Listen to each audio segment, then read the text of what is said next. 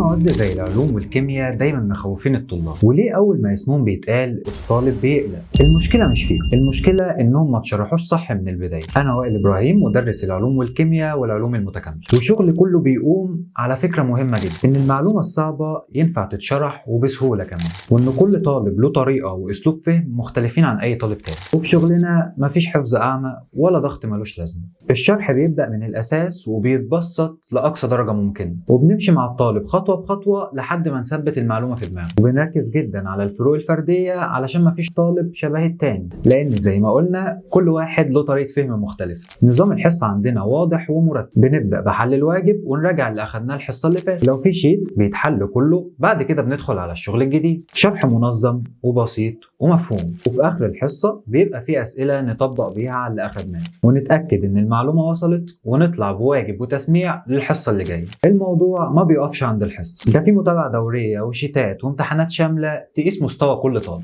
ومراجعات مستمره على اليوتيوب اول باول، عشان الطالب يقدر يراجع في اي وقت ومن اي مكان. والتواصل دايما اسهل ما يكون، الطالب يقدر يوصل لي في اي وقت. وكمان في متابعه مع ولي الامر عشان نقدر نعرف مستوى كل طالب، ونشتغل على نقاط القوه ونعالج اي نقطه ضعف بمجرد ما تظهر. ولو انت بتدور على مدرس علوم وكيمياء يفهمك بجد ويتابع معاك خطوه بخطوه، ولو انت ولي امر بتدور لابنك على مدرس يهتم بيه وما يعملوش ان هو رقم وخلاص، يبقى مكانك معانا.